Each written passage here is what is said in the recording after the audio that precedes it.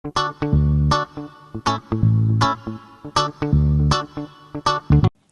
સ્વસ્થ ખોરાકમાં શું ખાઈએ છીએ તેનું મહત્વ તો છે જ, પણ કેવી રીતે ખાઈએ છીએ, કેટલું ખાઈએ છીએ, કયા સમયે ખાઈએ છીએ તેનું પણ એટલું જ મહત્વ છે.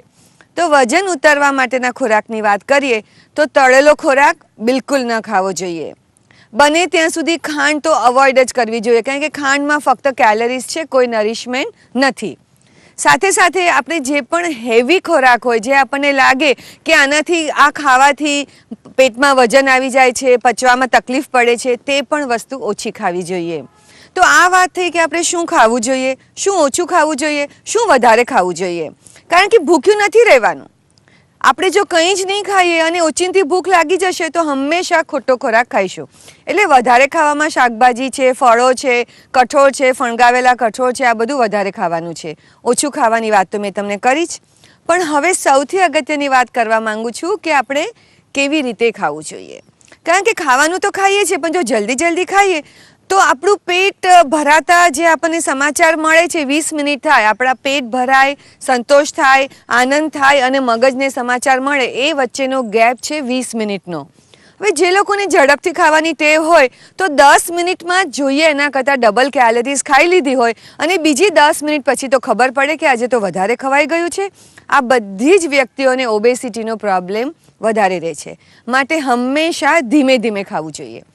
હવે જેણે વર્ષોથી ઝડપથી ખાયું છે તેને ફક્ત કહેવામાં આવે કે તમે ધીમે ખાઓ, તમે ધીમે ખાઓ, તો એમના માટે શક્ય બનતું નથી. તો હું તમને થોડી પ્રેક્ટિકલ ટિપ્સ આપું કે ધીમે કેવી રીતે ખાઈ શકાય. હંમેશા પોતાની પ્લેટમાં ખોરાક લઈને જમો. એવું નહીં કે ખુલ્લું જ્યાં પડ્યું છે કે ફ્રીજ ખોલ્યું ને કંઈ ખાઈ લીધું, કોઈ નાસ્તો કરે છે ને તેમની પ્લેટમાંથી ખાઈ લીધું, એવું ના કરતા.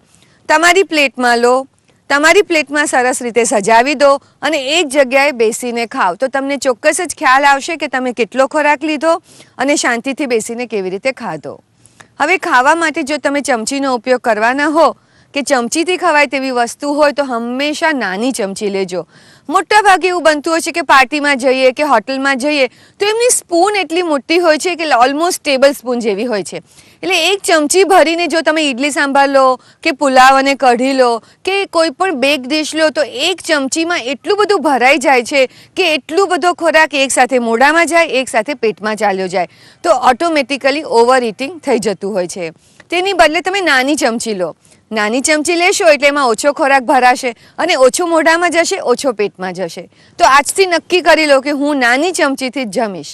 હું તો ઘણીવાર એવું જ કરતી હોઉં છું કે રેસ્ટોરન્ટમાં જાઉં તો એમને કહું કે તમે મને ટીસ્પૂન આપો અને ટીસ્પૂન આવે પછી જ હું મારું જમવાનું ચાલુ કરતી હોઉં છું. જ્યાં પ્રોગ્રામ કરતી હોઉં છું ત્યાં તો બધા પાર્ટિસિપન્ટ માટે પણ ઇન્સ્ટ્રક્શન છે કે ડાઇનિંગ ટેબલ ઉપર મોટી ચમચીઓ રાખવામાં જ નથી આવતી.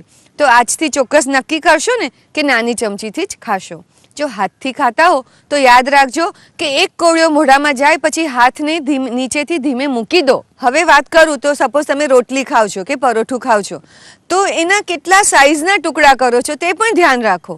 ઘણા લોકો 2 ટુકડામાં આખી રોટલી પતાવી શકે છે, ઘણા લોકો એક રોટલીના 6 ટુકડા કરીને પણ ખાઈ શકે છે કે 8 ટુકડા પણ કરી શકો છો. તો હંમેશા તમે જે ખોરાક ખાઓ તેના નાના પીસીસ કરીને ખાઓ.